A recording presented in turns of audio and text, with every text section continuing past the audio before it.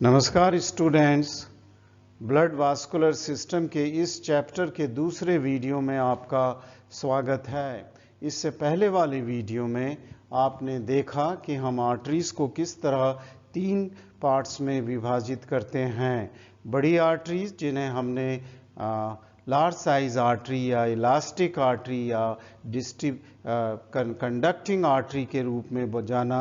उसके बाद दूसरा क्लास था medium size artery, muscular artery या डिस्ट्रीब्यूटिंग आर्टरी के बारे में हमने जाना। और लास्ट की आर्टरी थी जिनका डायमीटर बहुत कम होता है और वो आँख से भी नहीं दिख पाती हैं, उन्हें हम आर्टीरियोल्स कहते हैं। हमने आर्टीरियोल्स के डायमीटर 0.1 मिलीमीटर या 100 माइक्रोन से 15 या 20 माइक्रोन तक का देखा। जब ये आर्टीरियोल्स जो कि लगभग बॉडी के हर टिश्यू में होती हैं, वो डिवाइड होकर के मेटा आर्टीरियोल्स बनाती हैं और मेटा आर्टीरियोल्स फिर कैपिलरीज बनाती हैं।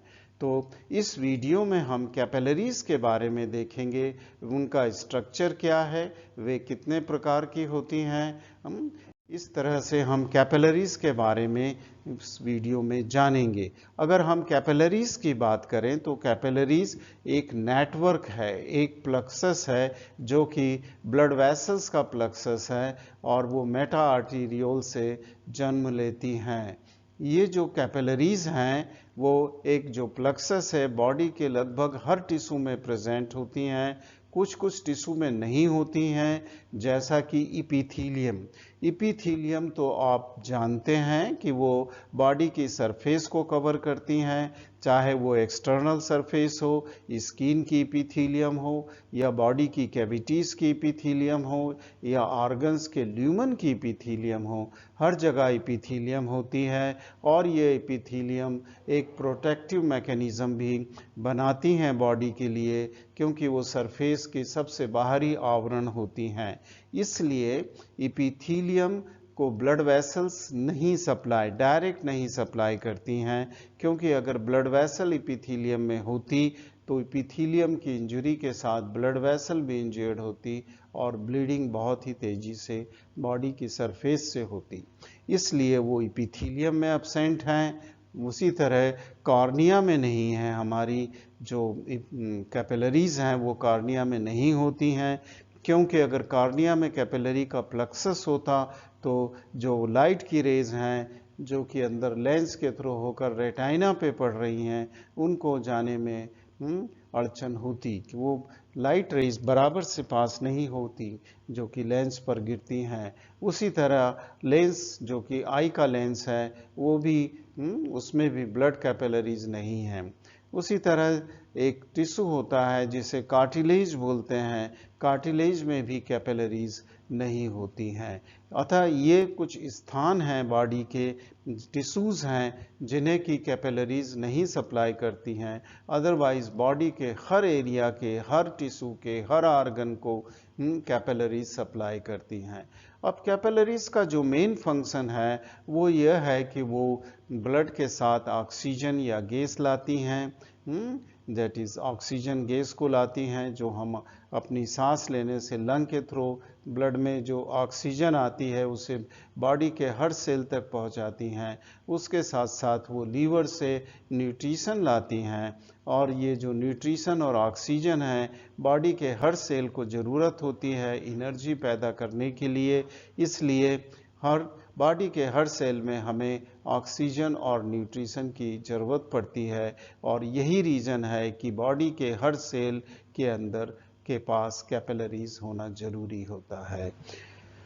अगर हम कैपिलरीज का डायमीटर, जैसा कि मैंने पहले भी कहा है, वो बहुत ही कम होता है, क्योंकि वो मेटा आर्टीरियोल्स से पैदा होती हैं और मेटा आर्टीरियोल्स 15 मिली माइक्रोन से भी कम होता है।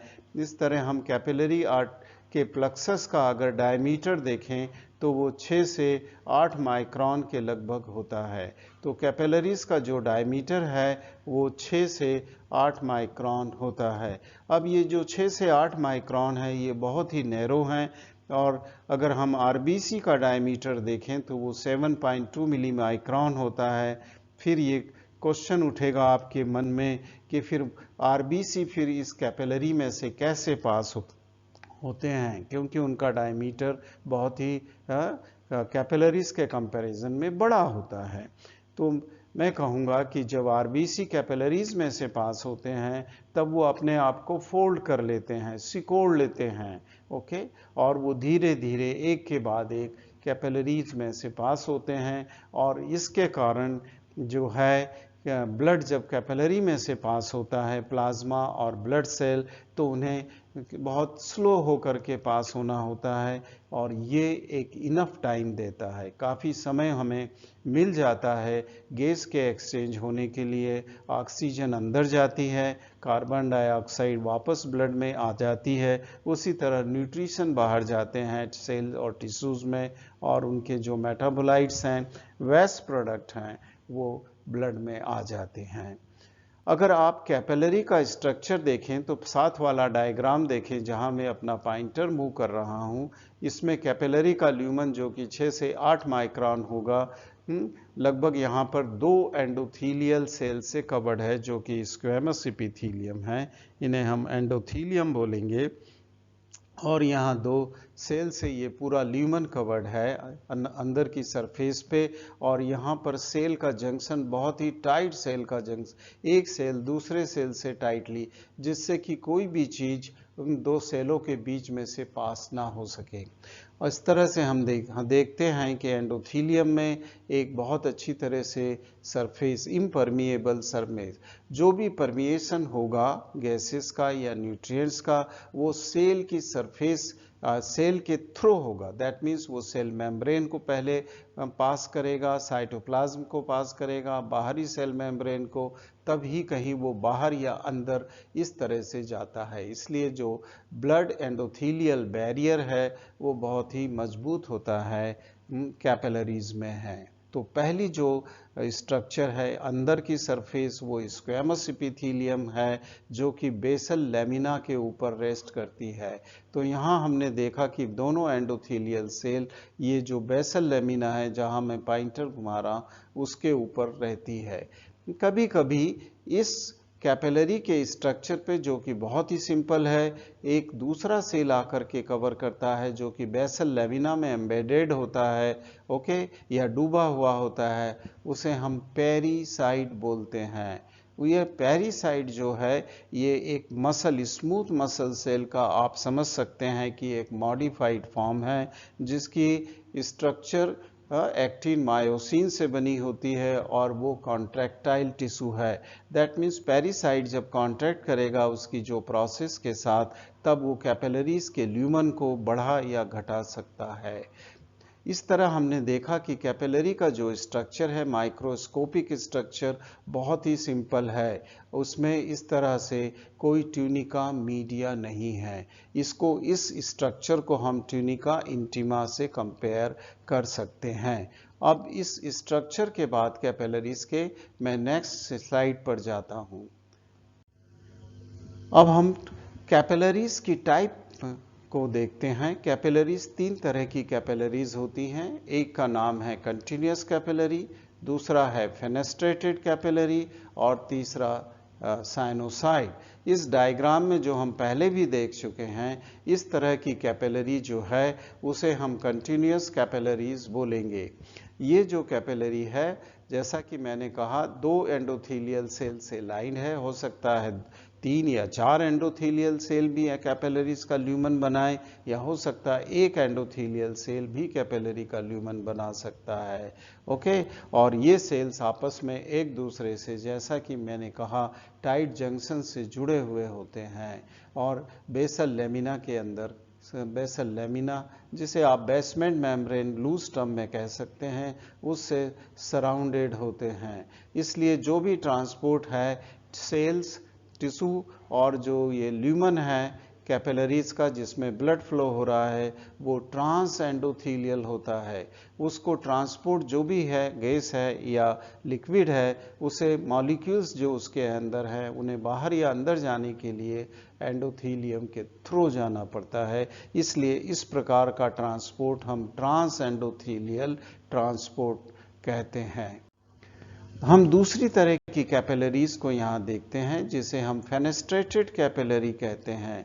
अब इस फेनेस्ट्रेटेड कैपिलरीज के अंदर जो होता है कि साइटोप्लाज्म और जो सेल मेम्ब्रेन से जो उसकी दीवार बनी थी उस एंडोथेलियम की, उसके अंदर हमें बहुत सारे छोटे छोटे छेद दिखते हैं, सर्कुलर पोर्स दिखते हैं। देखिए बहुत सारे सर्कुलर पोर्स दिखते हैं, ओके।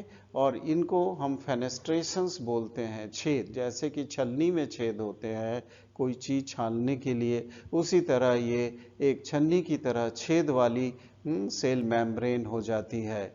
और हर पोर एकदम पूरी तरह से ओपन नहीं होता थ्रू एंड थ्रू, उनके अंदर एक थिन डायफ्राम होता है, और ये जो थिन डायफ्राम है वो उसकी ओपनिंग को रोकता है। पर अल्टीमेटली ये बहुत ही थिन डायफ्राम होता है, जिससे कि ट्रांसपोर्ट गैस या लिक्विड का बहुत ही रैपिड हो जाता है। वहाँ उसको तीन barrier, outer and inner cell membrane और साइटोप्लाज्म को नहीं क्रॉस करना होता है, सिर्फ एक थिन डायफ्राम को ही क्रॉस करना होता है। इस तरह से ये स्ट्रक्चर जो है वो फेनेस्ट्रेटेड कैपिलरीज का होता है। ये फेनेस्ट्रेट कैपिलरी उन जगह पाई जाती हैं जहां हमें ज़्यादा ट्रांसपोर्ट की ज़रूरत होती है, जैसा कि पैनक्रियास के अंदर, एंडोक्राइन ग्लैंड्स के अंदर, क्योंकि एंडोक्राइन ग्लैंड्स अपना सिक्रीशन कैपिलरीज या साइनोसाइड में ही डालती हैं डायरेक्टली, इसलिए वहाँ पर ट्रांसपोर्ट की ज़रूरत ज़्यादा होती है। उसी तरह रीनल ग्लोमेरुलाई के अंदर जो रीनल ग्लोमेरुलस हैं वो अपना ब्लड को फिल्टर करके इन्हीं पोर के थ्रू बोमेंस कैप्स स्पेस के अंदर अपना यूरिन को फिल्टर करती हैं। इसी तरह कोराइड प्लेक्सस में जहाँ सेरिब्रो स्पाइनल फ्लूइड सतत बनता रहता है, इस तरह की फेनेस्ट्रेटेड कैपिलरीज होती हैं, जिससे जो ट्रांसपोर्ट है वो बहुत रैपिड होने लगता है। ये था दूसरे तरह की कैपिलरी। अब हम तीसरे तरह की कैपिलरीज पे जाते हैं, जिसे हम साइनोसाइड कहते हैं। साइनोसाइड का डायमीटर स्ट्राइकिंग होता है, वो 6 से 8 मिली माइक्रोन जैसा नहीं होता है, उसकी बनी हुआ ये कोई प्लक्सस जैसी चीज नहीं होती है। यहाँ साइनोसाइड का डायमीटर 30 से 40 माइक्रोन होता है। इस तरह आप सोच सकते हैं कि ये बहुत बड़ी डायलेटेड कैपिलरीज हैं, और इन्हें इसलिए हम साइनोसाइड बोलते हैं। और चूंकि ये इतने बड़े डायमीटर की हैं, 30 से 40 माइक्रोन की हैं, अतः इनका जो शेप है वो बड़ा इरेगुलर सा हो जाता है, जैसा कि इस डायग्राम में बताया है। और यहाँ पर जो आर्टीरियोल है या मेटा आर्टीरियोल है, वो साइनोसाइड बनाने के बाद उसका दूसरे एंड पे वो डायरेक्टली वेन्यूल से कनेक्टेड होता है, ओके। सो साइनोसाइड के एक एंड के ऊपर आर्टीरियोल है, दूसरे एंड पे वेन्यूल जो कि सबसे छोटी वेन होती है वो है, और बीच में ये डायलेटेड स्पेस है। ये डायलेटेड स्पेस साइनोसाइड का भी एंडोथेलियल सेल से कवर्ड होता है, पर इसके प्लाज्मा मेम्ब्रेन के अंदर डिसकंटिन्यूअस फेनेस्ट्रेशन होता है। डिसकंटिन्यूअस फेनेस्ट्रेशन मीन्स यहाँ कोई डायफ्राम नहीं होता, जैसा कि हमने अभी फेनेस्ट्रेटेड कैपिलरीज में देखा। यहाँ जो पोर्स होते हैं वो थ्रो एंड थ्रो पोर्स होते हैं, उनके लिए कोई भी रेजिस्टेंट नहीं है, पर ये पोर्स बहुत छोटे होते हैं और उसमें से मोस्टली ब्लड प्लाज्मा या टिश्यू फ्लूइड अंदर बाहर आ जा सकते हैं, ओके। पर कोई मोटी चीज उसमें से अंदर बाहर नहीं आ सकती, जैसे मोस्ट ऑफ द टाइम उसमें से जो ब्लड सेल हैं वो बहुत ही रेयरली बाहर आते हैं, ओके। इसलिए जो इसका बेसल लेमिना है वो थिन होता है, और बेसल लेमिना भी उस पोर में रेजिस्टेंस पैदा नहीं करता है, क्योंकि मोस्टली वो भी बेसल लेमिना भी पोर के सामने एब्सेंट होता है। पर चूंकि ये जो बड़े बड़े एंडोथेलियल से बड़े बड़े स्पेस हैं साइनोसाइड के, वो एंडोथेलियल से लाइंड होते हैं, इसलिए जब मेटा आर्टीरियोल या आर्टीरियोल से ब्लड साइनोसाइडल स्पेस में आता है तो वो वहाँ थोड़ी देर के लिए रुक जाता है, क्योंकि वो बहुत बड़ा डायलेटेड स्पेस है, भले ही वो 30 या 40 माइक्रोन का है। और ये जो समय है वो इतना समय दे देता है कि इस साइनोसाइड की वॉल में कुछ तरह के सेल होते हैं जिन्हें हम फेगोसिटिक सेल बोलेंगे। वो जो फेगोसिटिक सेल हैं वो ब्लड के अंदर से क्या फ्लो हो रहा है, अगर कोई बैक्टीरिया फ्लो हो रहा है, कोई पार्टिकल फ्लो हो रहा है जो कि बॉडी के लिए उपयोगी नहीं है, तो ये जो फेगोसिटिक सेल हैं वो उसे पहचान के इसको खा लेते हैं। ओके, तो ये एक पर्पस है साइनोसाइड का, क्योंकि ये एक डायलेटेड स्पेस है जहां ब्लड थोड़ी देर के लिए रुक जाता है या फ्लो बहुत ही स्लो हो जाता है। ये साइनोसाइड जो हैं ये हमारे बोन मैरो में मिलते हैं, लीवर में मिलते हैं, जहाँ पर कि बहुत ही ज़्यादा एक्सचेंज होता है मेटाबोलाइट, क्योंकि लीवर में जो भी हमारा भोजन है वो इंटेस्टाइन से एब्जॉर्ब होके पोर्टल वेन के थ्रू लीवर के साइनोसाइड में जाता है, और वो लीवर सेल और साइनोसाइड के बीच में सारे स्ट्रक्चर से या न्यूट्रिएंट्स का एक्सचेंज होता है, जैसे carbohydrate, protein, fat, minerals and water. जो भी इंटेस्टाइन से एब्जॉर्ब होता है वो लीवर सेल में जाते हैं, जहां उस मेटाबॉलिक एक्टिविटीज होती हैं।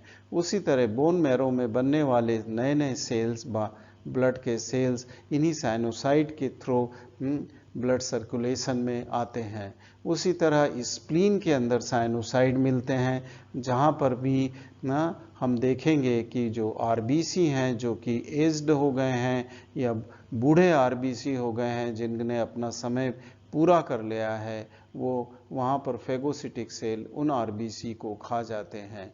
उसी तरह एंटीरियर पिट्यूटरी ग्लैंड, जैसा कि मैंने प्रीवियस स्लाइड में भी बोला कि एंडोक्राइन ग्लैंड के अंदर भी पेनिस्ट्रेटेड कैपिलरीज या तो साइनोसाइड ही होते हैं। एग्जाम्पल एड्रिनल, क्योंकि वहाँ पर जो सिक्रीशन है वो उसे ब्लड सर्कुलेशन में डालना होता है, इसलिए ट्रांसपोर्ट काफ़ी अच्छा होना चाहिए। इसलिए हमने इस वीडियो में देखा कि जो कैपिलरीज हैं वो एक महत्वपूर्ण रोल अदा करती हैं। किसका अदा करती हैं? जो कि न्यूट्रिएंट्स और जो गैसेस हैं, ऑक्सीजन, जो हार्ट से ब्लड के माध्यम से कैपिलरीज तक आती हैं, और चूंकि कैपिलरीज हम बॉडी के टिश्यू के कांटेक्ट में होते हैं, सेल्स के कांटेक्ट में होते हैं, तो वो एक्सचेंज के लिए एक आदर्श कैपिलरी, आदर्श ब्लड वेसल्स प्रोवाइड करते हैं। और इस तरह हम देखते हैं कि ये सारे जो फंक्शनल एक्टिविटीज़ हैं वो सिर्फ कैपिलरीज में ही हो पाती हैं, जहाँ पर कि ऑक्सीजन टिश्यू में जाती है और टिश्यू से कार्बन डाइऑक्साइड वापस कैपिलरी में आती है। उसी तरह न्यूट्रिएंट्स जो हैं वो टिश्यू में जाते हैं एंड वेस्ट प्रोडक्ट कैपिलरीज में आते हैं। आई होप कि आपने कैपिलरीज का स्ट्रक्चर और उसका फंक्शन अच्छी तरह से समझ लिया होगा। नेक्स्ट वीडियो में हम कुछ और दूसरा एस्पेक्ट ब्लड वेसल्स का देखेंगे। Thank you very much for watching this